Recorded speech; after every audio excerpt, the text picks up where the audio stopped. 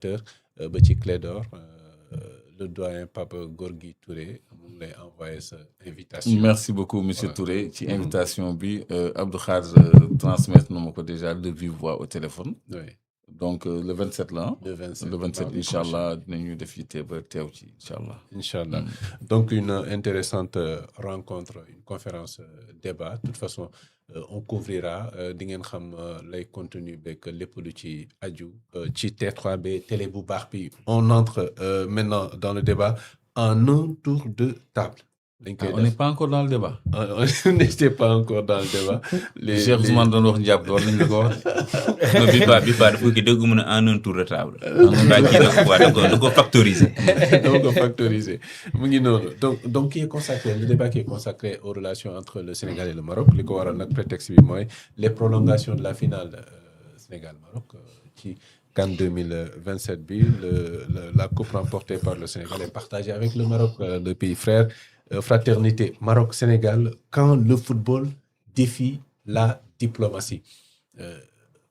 Ce qu'il faut retenir c'est que le premier ministre Ousmane Sonko gannaaw tension yi nga xam ne constaté nañ ko rawatina sur les réseaux sociaux ak commentaires yi nga xam ne c'est un peu hostile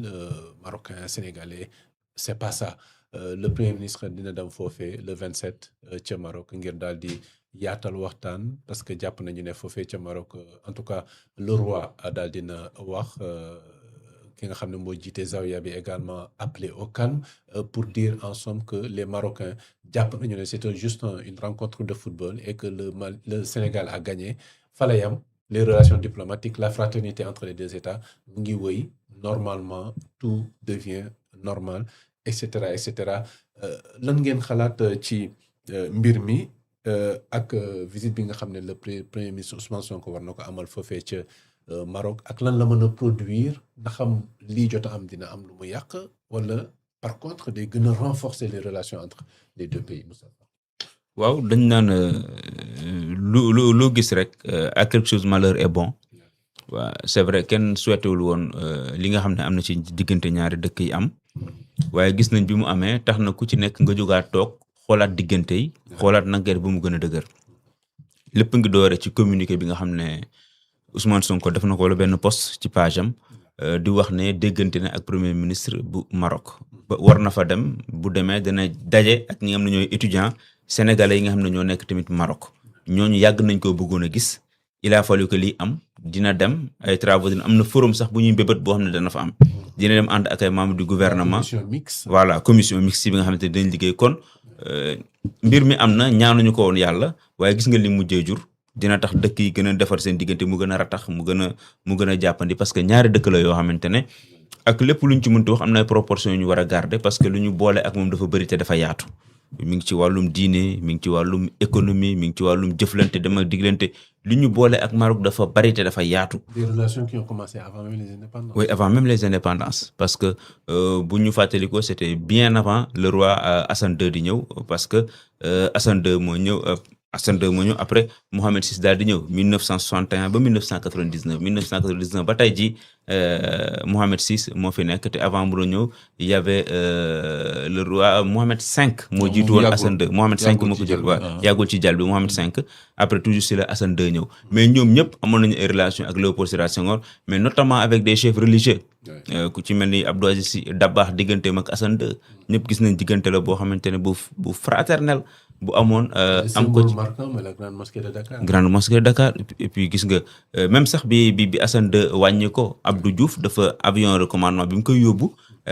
mën naa ne bàyyiwul kilifa diine Tidiane fii ci Sénégal ñoom ñëpp dajale na ñu ànd présenté njaal mi ñu dem vraiment parce que boobu diggante la yoo xamante ne depuis Senghor la daté woon ci seen taxawaay yu mel kon Fès tamit li muy représenté pour beaucoup de Tidiane yi nga xamante ne ñoo ngi fii ak ci àddina bi donc ñoom xam nañ véritablement njariñ bi nga xamante ne Maroc am na ko suñu diggante ak ñoom soxla nañu ñun soxla nañ leen donc lii football rek la woon te football dafa nekk benn facteur boo dafay boole waaye du féewale moo tax bi ci lii amee ba Ousmane Sonko dugg ci ñoom tamit seen premier ministre ñu dugg ci ba ko représenté roi ba waaw dugg ci finalement ñu gis ne léegi lépp sax am na benn dal bu mag bu ci am donc dañ koy sant yàlla et puis Ousmane Sonko ci postam yaa ngi doon gis ne mi préciser ne ñu moytu désinformation yi parce que y a beaucoup de gens yoo xam te des gens mal intentionnés yoo xam te li ñu bëggoon rek mooy diggante bi gën a jaxasoo su ko defee ñu profité ci. su ko defee ñu profite aussi on a bon espoir Tafa par rapport aux perspectives entre les deux pays. Oui, très bon espoir comme ni ko Moustapha waxee rek man jàpp naa ne situation bi dina décanté wu ndax ay jours jàll na ci victoire bi bon digéré nañ ko nag dafa neexul nag quoi nga ñu promettre la woon ci côté organisation côté encadrement lépp benn coupe ñu ñëw nangu ko à la dernière minute comme ni ñu ko jëlee maintenant loolu nag nañ koy yamale ci cadre sport le décanteur des situations difficiles moom am nañ njort ni ba mu ci bindee rek déjà comme ni ko Moustapha waxee am na apaisement tuuti maintenant te comme lu war la woon maa ngi déglu keroog Cheikh Ousmane di ko wax ndax jàpp naa ni visite bu mel nii depuis 2013 xam nga la gëjoon ci lañ ko gëjoon a def. te dinañu mën a permettre bu ñu demee suñu compatriotes di nekk foofu commencé woon nekk ci situation yu difficile. ñu mën a apaiser yenn tension yi ñu dem ndax Maroc ak Sénégal li leen boole histoire la culture la mais ci wàllu religion lu bari parce que grande mosquée lu ci bari dégg naa ni Hassan II am na lu mu ci defoon. te ñoom it marocains yi ñu si bari fii lañ leen di former ci wàllu médecine ak l'autre te wax dëgg yàlla sénégalais yi dañ fa yàgg nekk ñu leen fay yaatal donc lii sport la woon bu état bi demee premier ministre dem fa ñu ànd ak gouvernement bi ñu raffermir suñu ay rapports suñu ay liens daal di gën a dëgëral suñu ay relations yi ñu am jàpp naa ni situation bi dina am solo. dina am solo Clédor. waaw Maroc ak Sénégal day ay relations yu rafet la ñu mës a am. Même côté religieux bi ñuy wax sax fii ñu bëri dañuy dem pèlerinage Fès parce que c'est l'un des berceaux de la Tidjania yow noo tudd Djeylani ah donc foofu lañ koy ziare donc am nañu waaw Abdou Khadir Djeylani am nañu ay liens yu séculaires ci wàllu diine mais aussi ci wàllu société parce que avenue Mohamed V bi nekk fii boo xoolee rue boobu la dañ ko dédié aux commerçants marocains pratiquement amul ñoom kese ñoo fay jaay te loolu vraiment loolu la Sénégalais yi am tamit Maroc parce que boo demee Maroc di nga gis ay commerçants sénégalais yu bëri ñuy jaay donc match de football li mu leen jaral bu doon ñun xëy na duñu ko woon jaral ñuy jël ay serviettes ak di def ay acte de chauvinisme pour rek jël coupe bi équipe bu Sénégal bu organisé woon coupe d'Afrique te mës nañ ko organiser en 92 perte ko en plus du ñu woon jaral li mu jaral Maroc donc nañu ramener lépp ci proportion sport ñu xam ne lii passé na li ci metti nag mooy am na suñu ay compatriotes quand même yoo xam ne dañu leen fa agressé loolu du désinformation loolu lu wér la lu autorité war a lijjanti ak ñu fa des ñu waroon àtte bërki démb ñun leen dañ leen di yóbbu le 4 renvoi 28 non. Non, le 4, là, wow, parce que Maître Patrick Kabou, que je salue et je félicite au passage, moom moo leen di taxawu te moom mooy taxawu waa diaspora yu bëri yoo xam ne Espagne ak partout États-Unis dañu am problème donc je lui tire vraiment mon chapeau parce que am na ñuy def loolu sur le plan intérieur comme feu Maître Khoureychi Ba Maître Moussa Sarr ak ñeneen ñi nga xam ne dañ doon défendre les bonnes causes. Maître Moussa Sarr qui est également avocat sportif. Oui, ça tu me l'apprends aussi. Oui. Maître Kabou, il le fait sur le plan international et on lui tire notre chapeau. Donc j'espère que nous fa nekk aussi à la faveur de la visite du Premier ministre et de sa médiation, dinañu mën a rentrer si normalement quoi. Léegi nag relation économique yi entre Sénégal ak Maroc aussi. war nañ ko rééquilibrer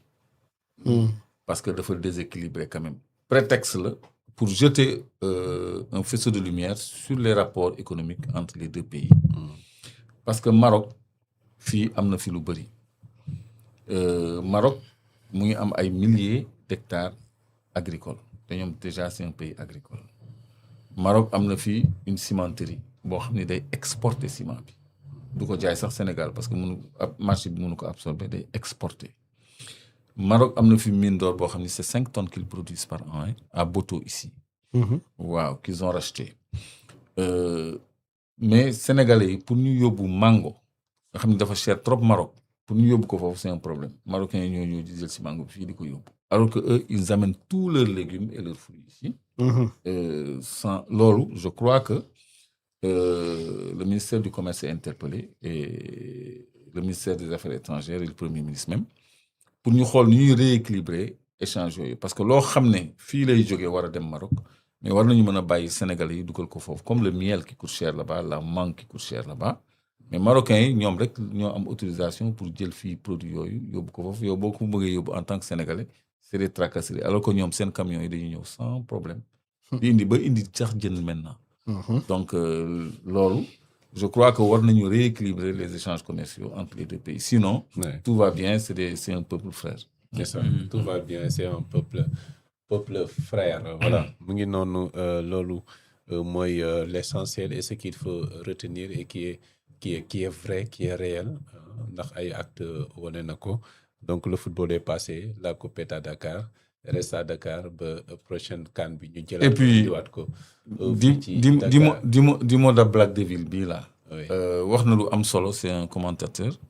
nee na on doit faire la lumière sur l'empoisonnement des joueurs sénégalais parce que loolu aussi c'est un fait très grave entre guillemets jusqu'à ce que sur le supposé prouve que c'est waaw parce que c'est un fait qui n'est pas anodin boo xam ne dafa nécessiter une enquête quand même donc loolu war nañ ko leeral tamit si le Sénégal parce que football jarul yenn yi quoi est sanctionné la CAF doit être sanctionnée la FIFA doit être sanctionnée l'arbitre doit être sanctionné même le Maroc doit être sanctionné parce que moom mooy pays organisateur parce que gis nañu les voleurs de serviettes là kenn defu leen dara kenn defu leen dara y a la sécurité leen encourage au moins c'est ça dara fekku leen ci merci beaucoup li moo nekkoon waxtaan bi ñu dugg très rapidement ci dernière rubrique bi top ou flop et ensuite on ferme le débat